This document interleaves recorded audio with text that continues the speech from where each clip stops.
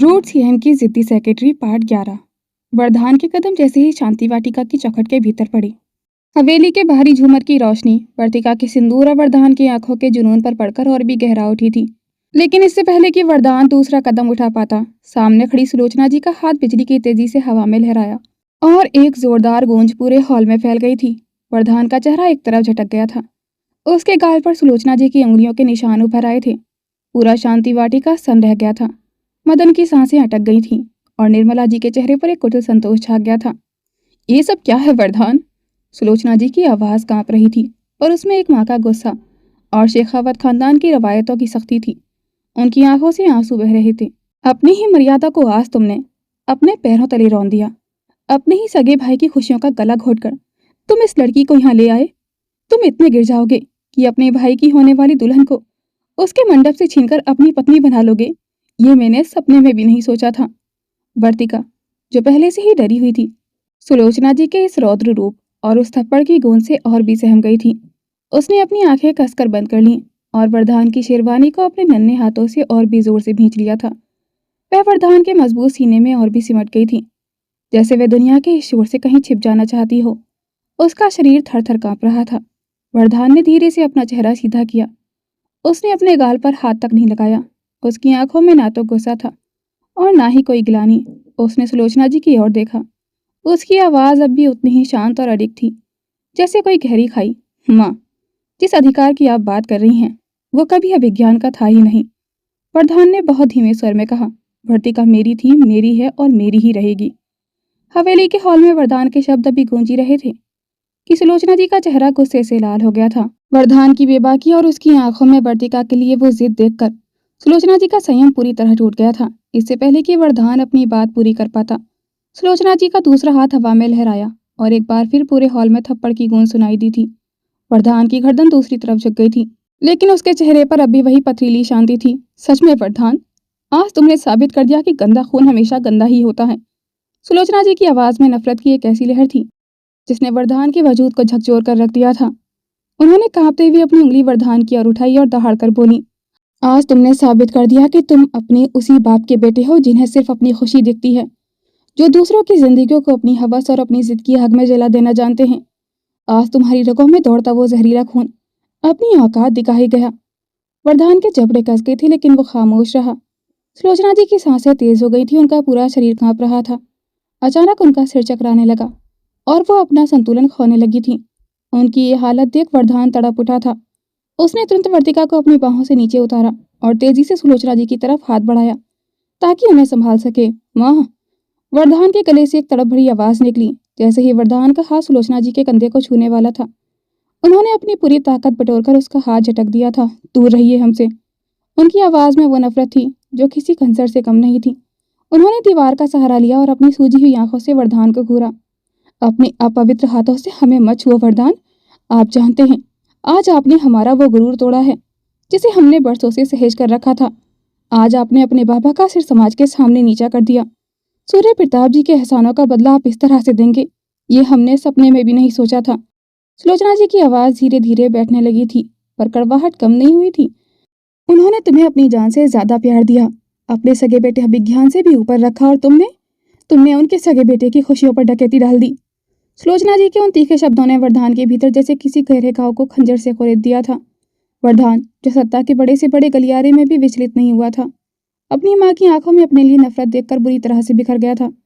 उसकी गर्दन की नसें तनने लगीं और चेहरा लाल पड़ गया था। उसे सांस लेने में घुटन महसूस होने लगी थी। वरदान के लिए सुलोचना जी सिर्फ उसकी माँ नहीं थी, बल्कि उसका एकमात्र वजूद थी। अपने पिता के उस गंदे खून के ताने को वे बरसों से अपनी माँ के प्यार की ढाल से ही तो रोकता आया था। एक भाई तो इंसान थी जो उस पत्थर दिल इंसान के लिए सब कुछ थी, लेकिन आज उसी ढाल ने उसे लहूलुहान कर दिया था। वरदान के हाथ अनायास ही अपने गले के बटन की ओर गया।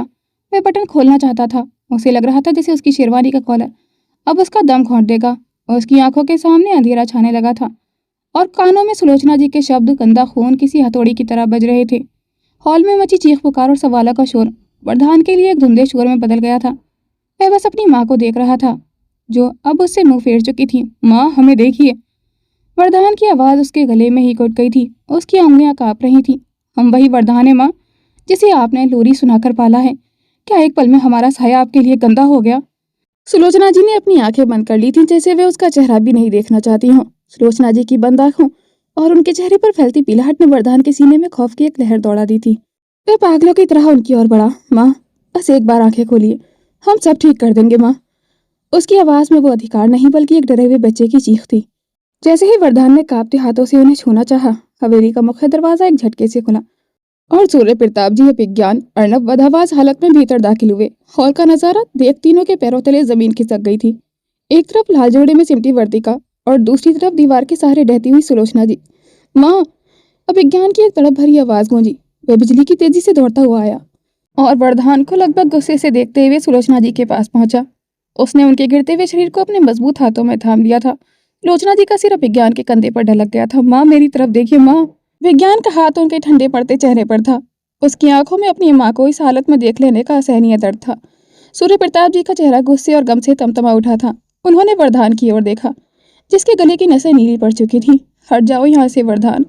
सूर्य प्रताप जी की आवाज किसी पहाड़ के टूटने जैसी थी। तुम्हारी परछाई मेरी बीवी के लिए जहर बन चुकी है। क्या मार डालना चाहते हो इन्हें? हॉल में कुछ पल के लिए ऐसा सन्नाटा छा गया था, जैसे किसी ने हवा तक को थाम लिया हो। वरदान वहीं खड़ा रह गया था। उसकी आंखें अभी भी सुलोचना जी के चेहरे पर टिकी थी, जो अब विज्ञान के कंधे पर ढलका हुआ था। एक पल के लिए उसके चेहरे पर वही भाव उभरे जो किसी घायल इंसान के होते हैं, जिसे सबसे गहरा वार अपने ही लोगों से मिला हो। लेकिन अगले ही पल उसकी आंखों में फैली वो टूटन धीरे धीरे जमने लगी थी।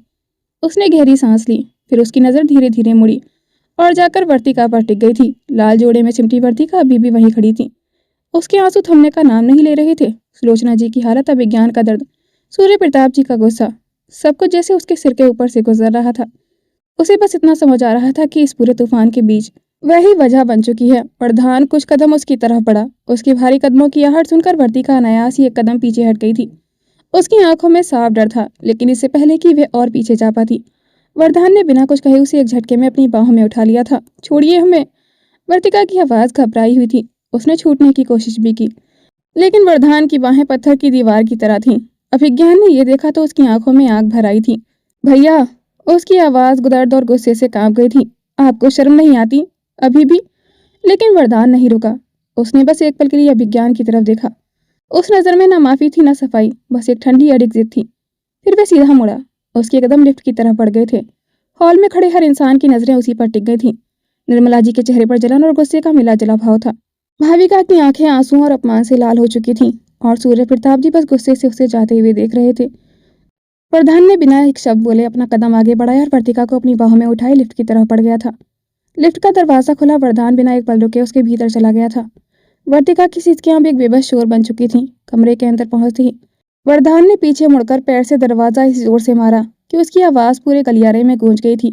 वर्तिका, जो अब तक सिसक रही थी, उस आवाज से सिहर उठी थी। वरदान के शरीर से फूटता गुस्सा और उसकी बाहों की जकड़ वर्तिका का दम घोट रही थी। बिना एक शब्द बोले वरदान बड़े बड़े कदम से कमरे के बीचों बीच पहुंचा और अपनी बाहों का घेरा झटके से खोल दिया था। वर्तिका संभल पाती उससे पहले ही वरदान ने उसे बिस्तर पर फेंक दिया था। कमरे का दरवाजा जिस धमाके के साथ बंद हुआ था, उसकी गूंज अभी भी वर्तिका के कानों में खौफ बनकर तैर रही थी। बिस्तर पर गिरते ही उसका भारी लाल जोड़ा और गहने आपस में टकराकर झंझना उठे थे। जैसे ही उसने खुद को संभालने के लिए नजरें उठाईं, उसके सामने का नजारा किसी डरावने सपने जैसा था। पूरा कमरा गुलाब की पंखुड़ियों से महक रहा था। छत से लटकते फूलों के गजरे और बिस्तर पर बिछी फूलों की चादर, जो कुछ देर पहले तक एक नई शुरुआत का प्रतीक लग रहे थे, अब वर्तिका को किसी पिंजरे की तरह महसूस हो रहे थे। मेज पर रखी मोमबत्तियां अपनी मध्यम रोशनी में वरदान के उस खूंखार साय को और भी गहरा बना रही थीं। छोड़िए हमें। आप शैतान हैं। हम मर जाएंगे, लेकिन आपकी पत्नी कभी नहीं। वर्तिका बेड पर पीछे खिसकते हुए चिल्लाई। उसका गला छिल गया था, चेहरा आंसुओं से भीगा और बाल बिखरे हुए थे। वरदान ने धीरे से दरवाजा लॉक किया। खटाक की वह आवाज वर्तिका के दिल पर हथौड़े की तरह लगी थी। वे अपनी शेरवानी के बटन खोलते हुए धीरे धीरे उसकी ओर बढ़ा।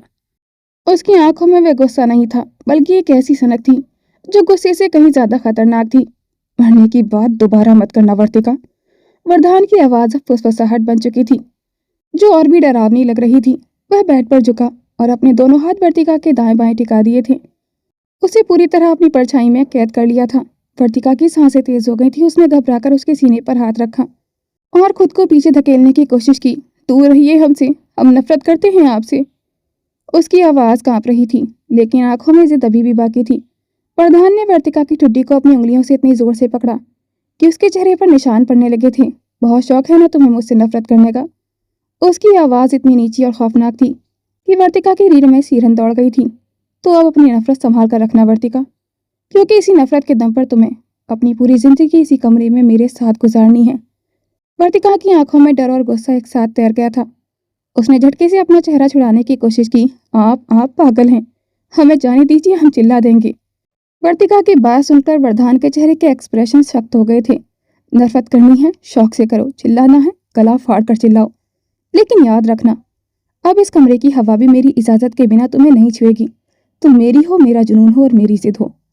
वर्तिका की आंखें खौफ से फटी की फटी रह गई थीं। वरदान का चेहरा उसके इतना करीब था कि उसकी गर्म सांसें अपनी त्वचा पर महसूस हो रही थीं। उसके जिस्म से उठती गुस्से और महंगे परफ्यूम की गंध वर्तिका का दम घोट रही थी। आप बहुत बुरे हैं। वर्तिका की आवाज़ बामुश्किल हलक से बाहर निकली थी। आंसू उसकी कनपटी से होते हुए तकिए में जज्ब हो रहे थे। उसने अपनी कांपती हथेलियों से बिस्तर की चादर को कसकर जकड़ लिया था। वरदान का चेहरा उसके इतने करीब था कि उसे अपनी सत्ता का एहसास करा रहा था, लेकिन वर्तिका के भीतर का डर अब धीरे धीरे एक अजीब सी जिद में बदल रहा था। उसने धुंधली आंखों से वरदान की जलती हुई आंखों में देखा और रुआंसी आवाज में चीख उठी थी, हमें नहीं रहना आपके साथ। आप बिल्कुल भी अच्छे इंसान नहीं हैं। हमें अभी जाने दीजिए।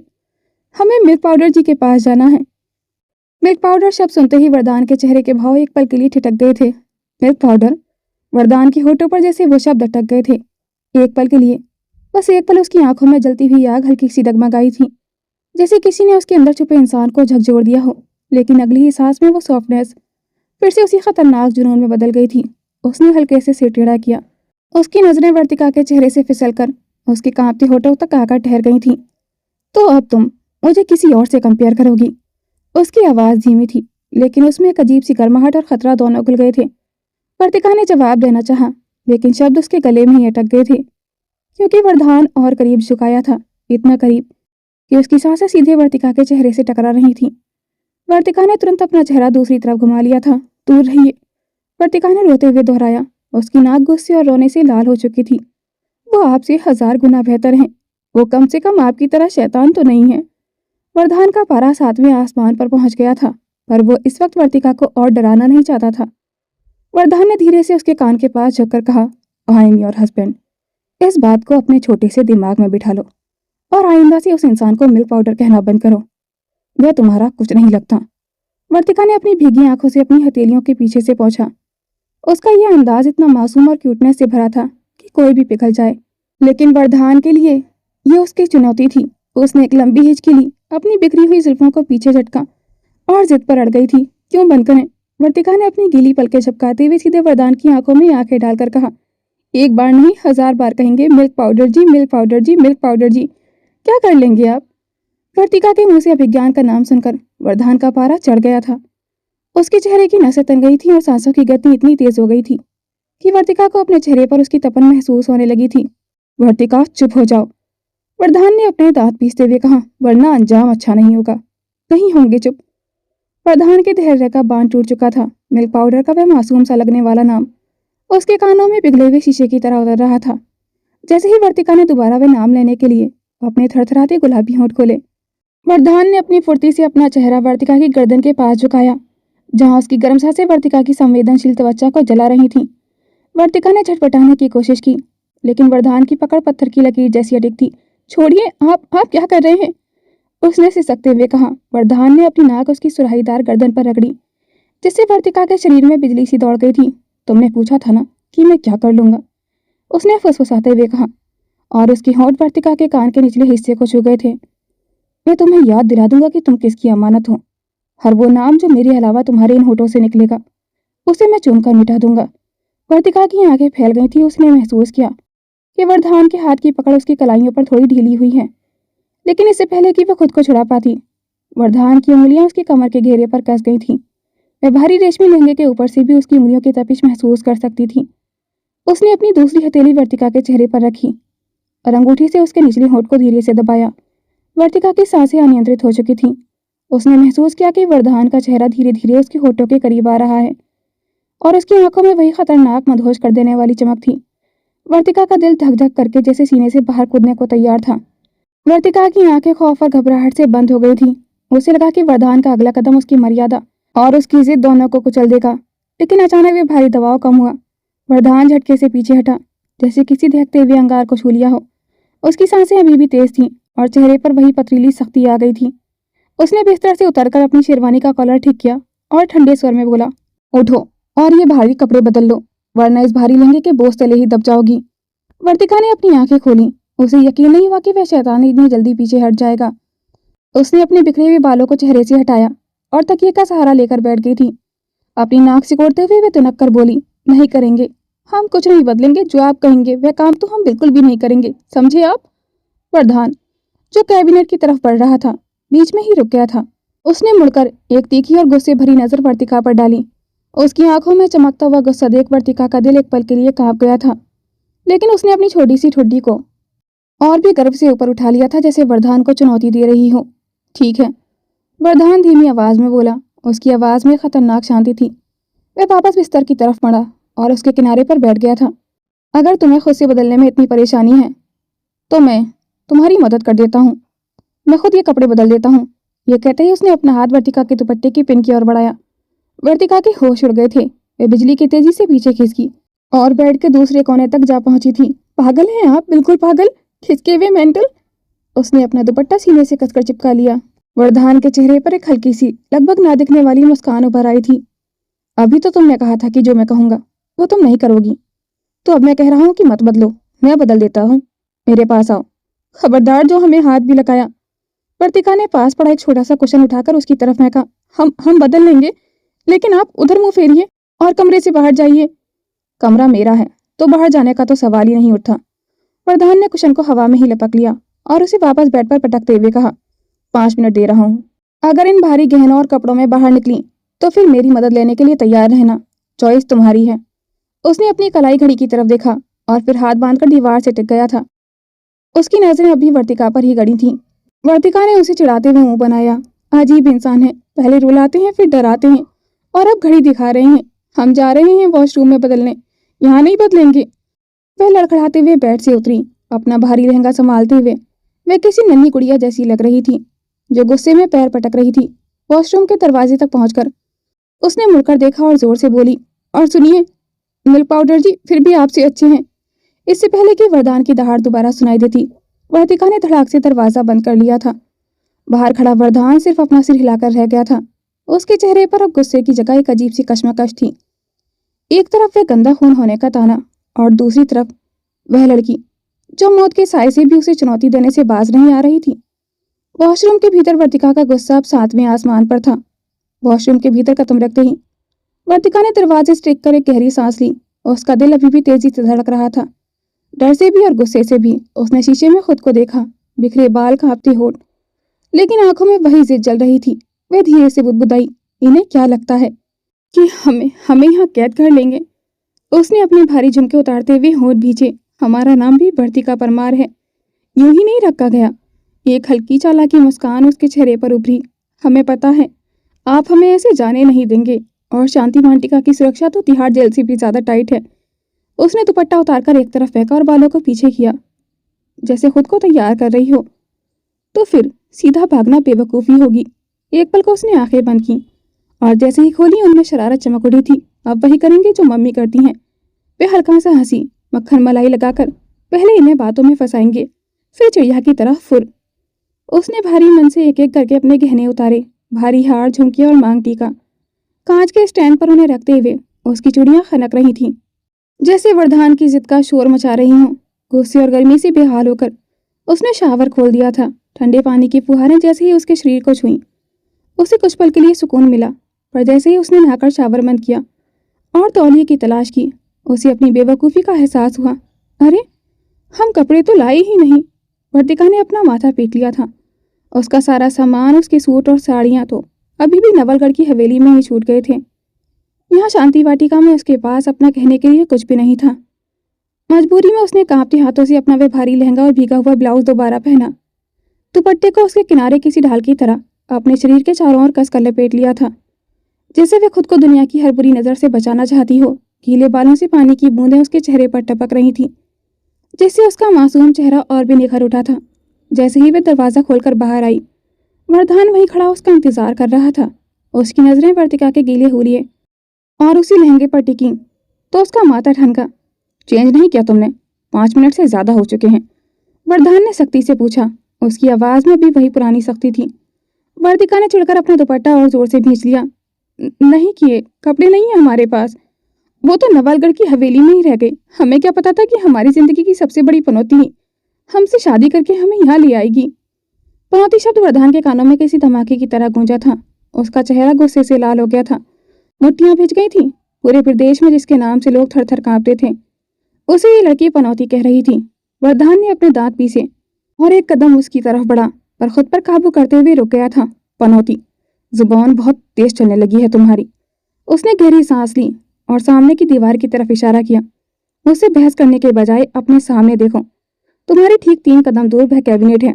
जो अच्छा लगे निकालो और पहन लो, पर दोबारा इस लहंगे में मेरे सामने मत आना।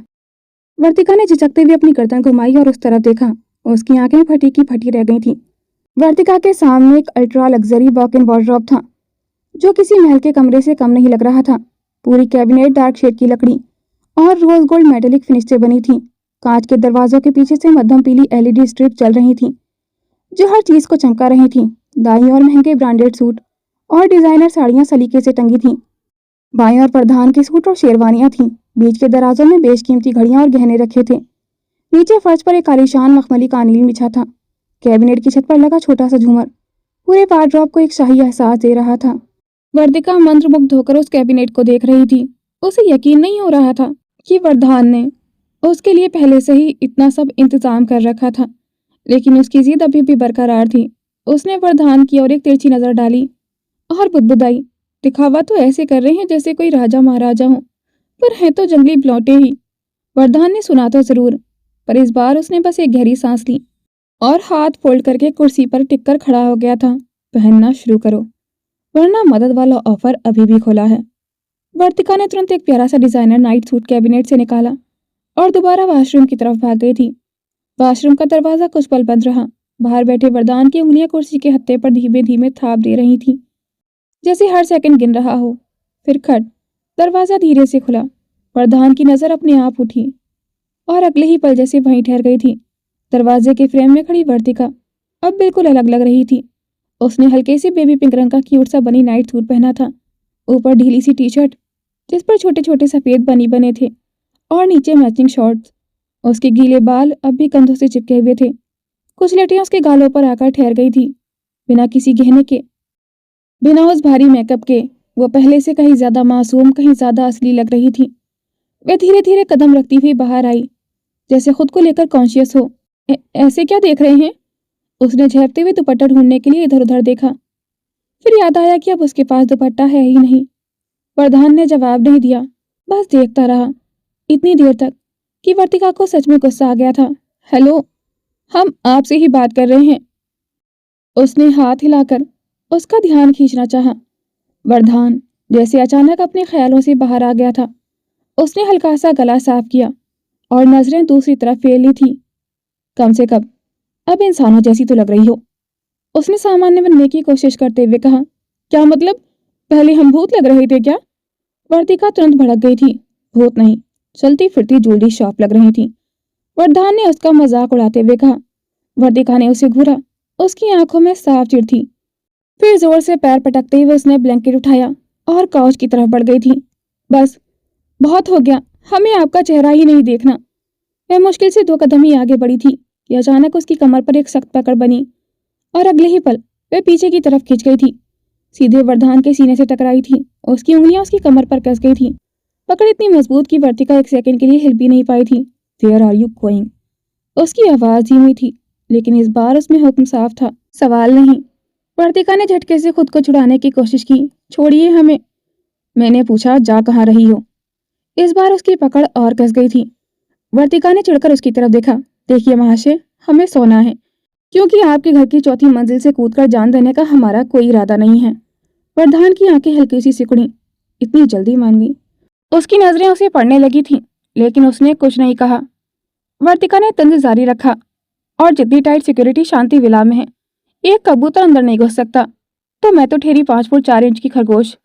बस, प्रधान ने सिर्फ इतना ही बोला था, लेकिन आवाज इतनी ठंडी थी कि वर्तिका खुद रुक गई थी। कमरे में अचानक सन्नाटा छा गया था। वरदान थोड़ा झुका। उसकी पकड़ अब भी वैसी ही सख्त थी। बहुत बोलती हो तुम, उसने धीमे लेकिन खतरनाक लहजे में कहा, और हर बार भूल जाती हो कि किससे बात कर रही हो। वर्तिका का गुस्सा फिर भी कम नहीं हुआ था। हमें फर्क नहीं पड़ता। अगर हमारे बोलने से प्रॉब्लम थी तो शादी क्यों की? वरदान की होठों पर एक हल्की सी स्मित को भराई थी। उसने उसे अपनी तरफ और खींचा। अब दोनों के बीच बस सांसों की दूरी थी। काउच पर कोई नहीं सोएगा, उसने साफ साफ कहा। न तुम और न ही मैं तुम्हें वहां जाने दूंगा। क्यों?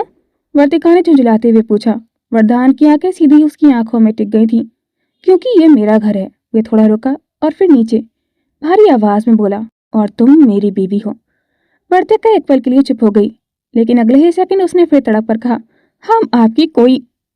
वाक्य पूरा होने से पहले ही वरदान ने उसकी कमर से पकड़ हटाई, लेकिन जाते जाते उसकी कलाई पकड़ ली थी। सोना है ना? उसने बेड की तरफ इशारा किया। तो यहीं सो, ड्रामा मत करो। उसकी आवाज में अब बहस की कोई जगह नहीं थी। वर्तिका कुछ सेकंड तक उसे घूरती रही, फिर गुस्से में ब्लैंकेट उठाकर बेड के दूसरे कोने पर जाकर लेट गई थी, पीठ उसकी तरफ पूरे एटीट्यूड में। वरदान ने उसे देखा कुछ पल तक, फिर लाइट ऑफ कर दी थी। कमरा अंधेरे में डूब गया था, लेकिन दोनों की नींद कहीं खो गई थी। अगली सुबह सुबह की हल्की धूप पर्दों के बीच से छनकर कमरे में फैल रही थी। रात की सारी कड़वाहट, गुस्सा और जिद जैसे उस रोशनी में कहीं धीमा पड़ गया था। बिस्तर पर वरदान गहरी नींद में था, लेकिन उसकी भौहें हल्की हल्की सिकुड़ गई थीं, जैसे कोई अजीब सपना देख रहा हो, क्योंकि उसकी गर्दन पर किसी के दांत सच में चल रहे थे। मम्मा, मम्मा जल्दी करो ना। नींद में ही वर्तिका बड़बड़ाते हुए उसकी गर्दन को हल्के हल्के काट रही थी। उसका एक पैर पूरी तरह वरदान की टांग पर चढ़ा हुआ था और एक हाथ उसके सीने पर फैला हुआ था। वह पूरी तरह उससे लिपटी हुई थी, जैसे कोई मासूम बच्ची। अगर एक मिनट भी लेट हुई ना, वो नींद में ही बड़बड़ाई, तो वो जंगली ब्लौटे अपनी ब्लौटों जैसी आंखों से मुझे घूरेंगे। और फिर उसने फिर से उसकी गर्दन को काट लिया था। वरदान की आंखें झटके से खुली। उसने एक सेकंड के लिए कुछ समझा ही नहीं, पर जैसे ही उसे अपनी गर्दन पर दर्द महसूस हुआ, उसकी आंखें फैल गई थीं। वर्तिका, उसकी भारी आवाज कमरे में गूंजी, लेकिन वर्तिका अभी भी नींद में थी। मम्मा आलू के पराठे दो ना, उसने फिर से उसके कॉलर के पास चेहरा छुपाते हुए कहा, और इस बार तो उसने सच में थोड़ा जोर से काट लिया था। वरदान की सांसें अचानक तेज हो गई थीं। उसने चाहा कि उसे झटके से खुद से दूर कर दे, लेकिन वर्तिका का वह मासूम अंदाज और उसकी बाहों का घेरा वरदान के इरादों को कमजोर कर रहा था। अपनी गर्दन पर वर्तिका के दांतों का वो हल्का सा एहसास और उसकी मखमली त्वचा का स्पर्श वरदान के अंदर सोए हुए उस जंगली बिलोटे को जगाने के लिए काफी था, जिसे वह अब तक काबू किए बैठा था।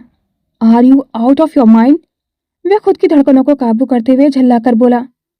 वर्तिका ने धीरे धीरे आंखें खोली। कुछ सेकंड तक उसे कुछ समझ नहीं आया। फिर उसने खुद को देखा, उसका हाथ, उसका पैर, पूरा शरीर वरदान के ऊपर, और उसका चेहरा उसकी गर्दन के इतने करीब। उसकी आंखें एकदम फैल गई थीं। वह झटके से पीछे उछली और सीधे बेड के दूसरे किनारे में जा गिरी थी। आप वह हकलाने लगी थी। वरदान ने अपनी गर्दन को छुआ, जहां उसके दांतों के निशान साफ महसूस हो रहे थे। उसने गहरी सांस ली, फिर उसे घूरा। सुबह सुबह इंसान की तरह उठने का कोई इरादा है, या ऐसे ही लोगों को काटकर दिन शुरू करती हो हमेशा? वर्तिका का चेहरा शर्म और गुस्से से लाल हो गया था। हमने कुछ नहीं किया, उसने तुरंत सफाई दी। वरदान ने भौं उठाई। रियली? फिर थोड़ा झुककर उसकी तरफ देखा और ठंडे स्वर में बोला, तो ये निशान मैं खुद बनाकर सोया था। वर्तिका ने नजरें चुरा ली, फिर धीरे से बुदबुदाई, हम भूखे थे। वरदान एक सेकंड के लिए उसे देखता रह गया था, फिर उसके होठों पर हल्की सी मुस्कान आ गई थी, जो उसने तुरंत छिपा ली थी। तुम वाकई पागल हो, उसने सिर हिलाते हुए सख्ती से कहा। वर्तिका तुरंत भड़क गई थी। हम पागल नहीं हैं। फिर थोड़ी देर रुककर धीमे से बोली, बस भूखे थे। कमरे में कुछ सेकंड के लिए अजीब सी खामोशी छा गई थी। फिर वरदान उठा। तैयार हो जाओ, उसने सख्ती से कहा। नाश्ता नीचे लगेगा। वह दरवाजे की तरफ बढ़ा, फिर रुका, बिना मुड़े बोला, और हाँ, अगली बार भूख लगे तो बता देना, किसी को काटने की जरूरत नहीं पड़ेगी।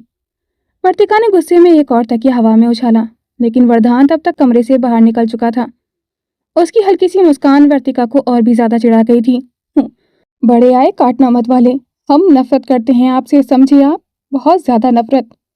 आपने जो इंसल्ट हमारी की थी, हम उसे भूले नहीं हैं और ना ही कभी भूलेंगे। महाखूसट, एकदम पत्थर दिल। उसने खाली कमरे की दीवारों को सुनाते हुए पैर पटका। उसने जल्दी से शावर लिया, और कैबिनेट से एक बेहद खूबसूरत आइवरी रंग का अनारकली सूट निकाला। सूट पर बारीक चिकनकारी का काम था और उसका घेरा इतना था कि चलते वक्त वह किसी राजकुमारी की तरह लग रही थी। गीले बालों को उसने ढीला सा बांधा और आंखों में हल्का सा काजल लगाकर जैसे ही कमरे का भारी दरवाजा खोला, सामने एक नौकरानी हाथ बांधे खड़ी थी। नमस्ते मैडम, चलिए, साहब इंतजार कर रहे हैं। नाश्ता फर्स्ट फ्लोर के डाइनिंग एरिया में लगा है, नौकरानी ने अदब से झुककर कहा। वर्तिका ने उसे ऊपर से नीचे तक देखा और फिर नौकरानी के कहे अनुसार आगे बढ़ गई थी। जैसे ही वे सीढ़ियों की तरफ मुड़ी, उसकी आंखें फटी की फटी रह गई थीं। आलीशान झूमर, दीवारों पर महंगी पेंटिंग्स और दूर तक फैला हुआ गलियारा था। उसने धीरे से बुदबुदाते हुए कहा, बाप रे, मैंने तो सिर्फ फिल्मों और सीरियल्स में ही देखा था कि अमीर लोगों के घर में हर चीज के लिए एक अलग इलाका होता है। सोने का इलाका अलग, खाने का अलग, शायद सांस लेने के लिए भी अलग कमरा बनवाया होगा जंगली बिलौटे ने। आज देख भी लिया और फंस भी गई। वे अपनी अनारकली के घेरे को संभालते हुए नीचे उतरने लगी थी, लेकिन 2-3 सीढ़ियां उतर कर ही वे थक गई थी। वर्तिका ने जब उस लंबे गलियारे और सीढ़ियों के अंतिम रास्तों को देखा तो उसकी हिम्मत जवाब दे गई थी, इतना कौन चलेगा? नाश्ते की मेज तक पहुंचते पहुंचते तो हमें रात ही हो जाएगी, उसने चिढ़कर कहा। तभी उसकी नजर पास ही बने सुनहरे नक्काशीदार दरवाजों वाली लिफ्ट पर पड़ी। उसने अपने अनारकली के घेरे को थोड़ा ऊपर उठाया और शान से लिफ्ट की ओर बढ़ गई थी।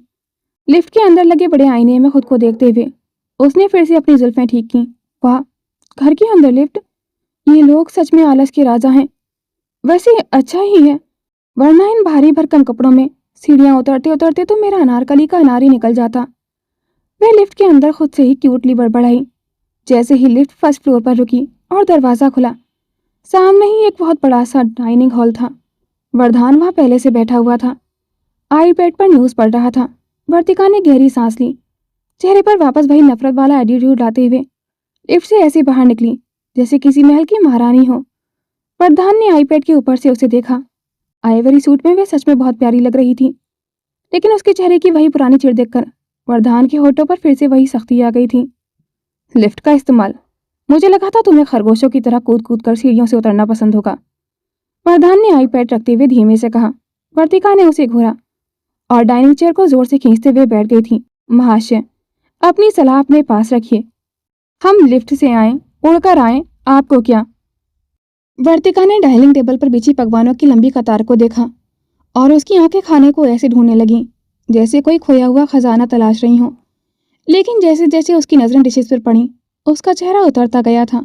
वहाँ नूडल्स, पास्ता जैसा कुछ भी चटपटा और तीखा नहीं था। ऐसा लग रहा था सारा खाना बीमारों के लिए है। कुछ अजीब से दिखने वाले सलाद और सूप ही थे। वर्तिका ने मन ही मन सोचा, हे भगवान, ये लोग नाश्ता कर रहे हैं या घास फूस की प्रदर्शनी लगा रहे हैं? इसमें से असली खाना यानी कि पराठे या कचौड़ी कहाँ है? ये तो सब सजावट का सामान लग रहा है। तभी हॉल में कदमों की आवाज गूंजी और शेखावत परिवार के बाकी सदस्य एक एक करके वहां पहुंचने लगे थे। सबसे आगे सूर्य प्रताप शेखावत और सत्यप्रकाश शेखावत थे, जिनके चेहरे पर वही खानदानी गंभीरता थी। उनके पीछे सुलोचना जी और निर्मला जी गरिमा के साथ आईं। अभिज्ञान, अर्णव और भाविका भी आपस में कुछ बातें करते हुए टेबल की ओर बढ़े। पूरा डाइनिंग हॉल अचानक लोगों से भर गया था, लेकिन वर्तिका का ध्यान तो बस उस विदेशी खाने पर टिका था जिसे वे घृणा और भूख के मिले-जुले भाव से घूर रही थी। वरदान की नज़र जैसे ही अभिज्ञान पर पड़ी, उसके चेहरे के भाव बदल गए थे। उसने अपने आईपैड को साइड में रखा और उठ खड़ा हुआ था। अभिज्ञान, मुझे तुमसे ज़रूरी बात करनी है अभी। वरदान की आवाज़ में वही पुराना रसूख था। अभिज्ञान ने भी उसकी आंखों में देखा और बिना पलक झपकाए बोला, मुझे भी। उसकी आंखों में हल्की सी तलखी थी। दोनों भाई एक दूसरे को देखते हुए बिना नाश्ता किए वहां से सेकंड फ्लोर की तरफ निकल गए थे। सुलोचना जी भी चाहती थी कि बात करके ही आपसी मनमुटाव दूर हो जाए, इसलिए किसी ने भी इन्हें रोका नहीं था। घर के बाकी लोग अपनी अपनी कुर्सियों पर बैठ रहे थे और नौकर उनकी प्लेट्स लगाने में व्यस्त थे, पर हमारी वर्तिका, उसने जल्दी से सब बड़ों का आशीर्वाद लिया और वापस टेबल पर बैठकर उन चाइनीज और इटालियन डिशेस को संदिग्ध नजरों से देख रही थी। उसने पास बैठे अर्णव की तरफ झुककर बहुत धीमे से बुदबुदाते हुए पूछा, सुनो, ये जो हरी हरी पत्तियां प्लेट में सजी हैं, ये सच में खाने के लिए हैं या सिर्फ टेबल की शोभा बढ़ाने के लिए रखी गई हैं? हमें तो डर लग रहा है कि कहीं इस टेस्टलेस खाने को खाकर हम भी जंगली बिनौटे की तरह इमोशनलेस ना बन जाएं। वर्तिका की बात सुनकर अर्णव जो उस वक्त बड़े स्टाइल में ऑरेंज जूस का घूंट भर रहा था, बुरी तरह चौंक गया था।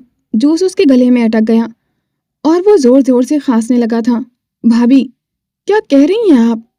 उसने खुद को संभालते हुए और रुमाल से अपना मुंह पोंछते हुए कहा, भाभी, ये घास फूस नहीं है, ये एवोकाडो टोस्ट और ग्रीक सैलेड है, बहुत हेल्दी होता है। वर्तिका ने अपनी नाक सिकोड़ी। हेल्दी तो गिलोय का काढ़ा भी होता है, पर उसे नाश्ते में तो नहीं खाते ना। और ये सलाद, इसे देखकर तो हमें हमारे दादी के गांव की बकरियां याद आ रही हैं, जो इसे ही घास फूस खाती थी। उसकी मासूमियत और इस अजीब सी तुलना पर डाइनिंग टेबल पर सन्नाटा टूट गया था। सूर्य प्रताप जी के गंभीर चेहरे पर एक दुर्लभ मुस्कान आ गई थी। वहीं सुलोचना जी तो अपनी हंसी ही नहीं रोक पाई थी। उन्हें इस घर की सख्त अनुशासन वाली हवा में वर्तिका की ये बातें ताज़ा झोंके जैसी लगी थी। लेकिन तभी निर्मला जी की आवाज़ गूंजी, जिसमें साफ तौर पर कड़वाहट थी। बस करो वर्तिका, अब तुम शेखावत खानदान की बहू हो। अब अपनी ये मिडिल क्लास हरकतें और सड़क छाप बातें छोड़ दो। पूरे टेबल पर अचानक खामोशी छा गई थी।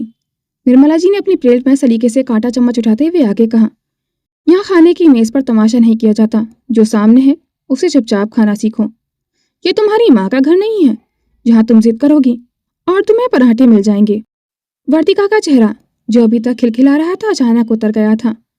लेकिन अगले ही पल उसकी आंखों में एक अजीब सी चमक आ गई थी। मैं उन लोगों में से नहीं थी जो अन्याय चुपचाप सहले। उसने अपनी पलकें उठाई और सीधे निर्मला जी की आंखों में देखते हुए बहुत ही मासूमियत से कहा, चाची जी, हम पिछले 21 सालों से सड़क छाप ही रहे हैं। अब एक दिन में भला कैसे बदल जाएंगे? आदतें हैं, कोई अनारकली का सूट तो नहीं कि बदला और फिट हो जाए। मेज पर मौजूद सभी लोग हक्का बक्का रह गए थे। सूर्य प्रताप जी ने अपना गला साफ किया, पर कुछ बोले नहीं। माहौल में तनाव इतना बढ़ गया था कि उसे चाकू से काटा जा सकता था। सुलोचना जी ने स्थिति को संभालते हुए प्यार से वर्तिका के हाथ पर हाथ रखा। बेटा, शांत हो जाओ। अगर तुम्हें ये सब पसंद नहीं तो मैं तुम्हारे लिए कुछ और बनवा दूं? क्या खाओगी तुम, बताओ मुझे। वर्तिका ने जैसे ही ममता भरी आवाज सुनी, उसे थोड़ा सुकून आ गया था। उसे रात से डर लग रहा था कि कहीं जैसे थप्पड़ वरदान को पड़े, कहीं उसे भी न पड़ जाए। वर्तिका ने उदास सा चेहरा बनाया और मेज पर सजे उन विदेशी पकवानों को देखते हुए अपनी नाक सिकोड़ी।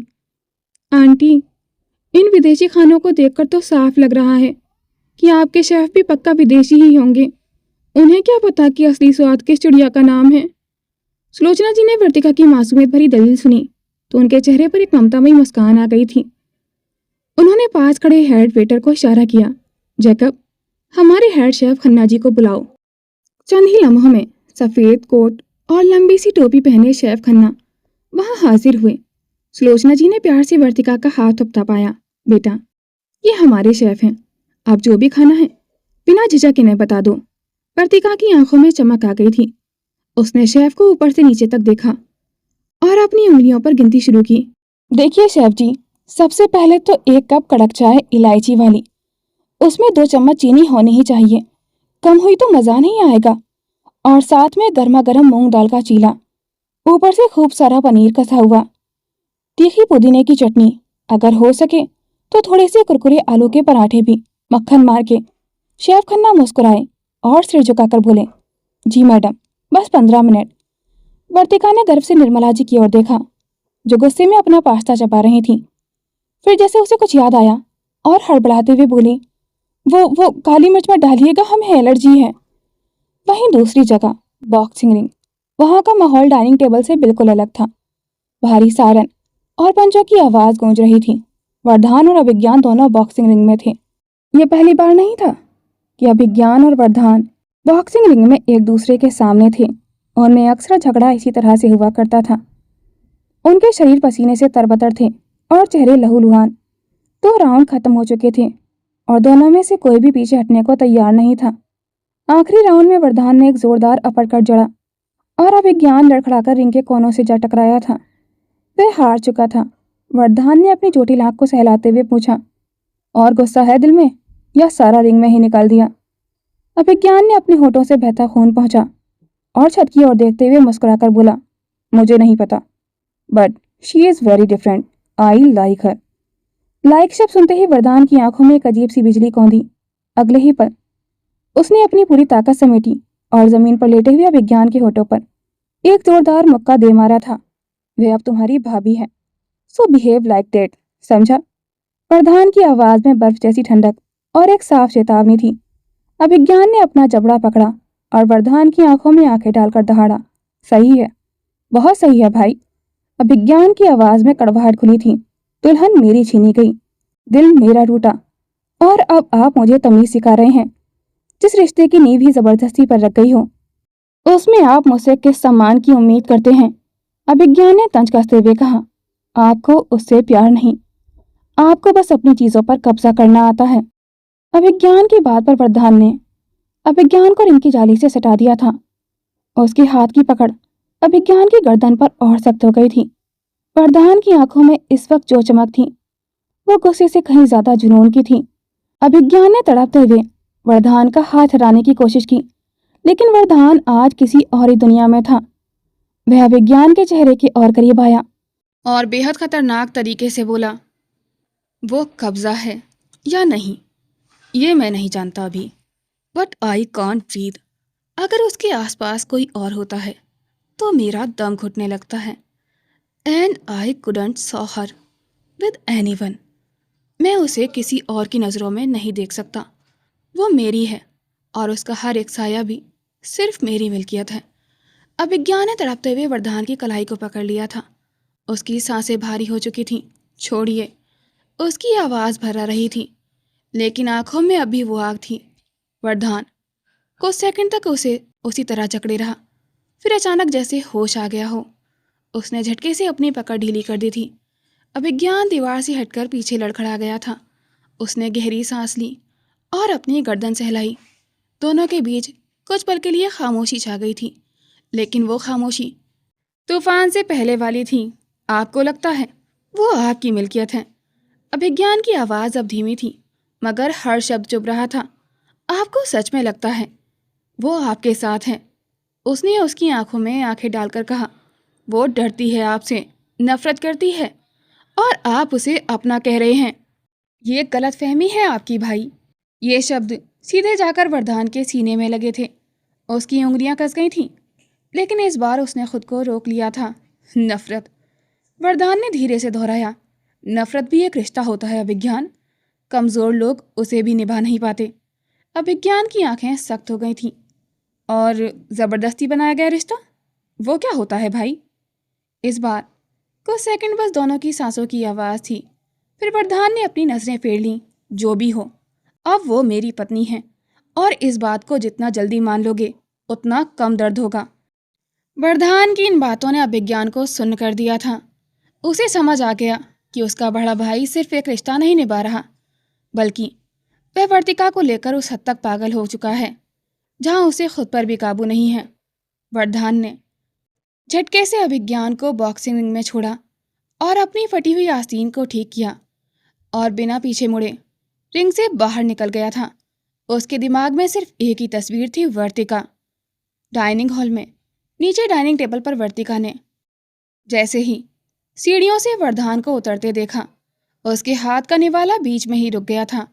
वरदान के चेहरे पर खून के निशान थे, शर्ट फटी हुई थी, लेकिन उसकी आंखों में जो आग थी, उसे देखकर वर्तिका को अपनी रीढ़ में एक सिहरन महसूस हुई थी। वर्तिका ने घबराकर धीरे से बुदबुदाया, मम्मा, ये जंगली बिलौटे तो आज सच में किसी का कत्ल करके आ रहे हैं। उसने वरदान की आंखों में देखा और बोली, कहीं अगला नंबर हमारा तो नहीं? To be continued. दोस्तों, आज का पार्ट आपको कैसा लगा? कमेंट सेक्शन में अपनी राय ज़रूर शेयर कीजिएगा। Thanks for watching. Please like, comment and share this video. Don't forget to subscribe my YouTube channel for more interesting videos.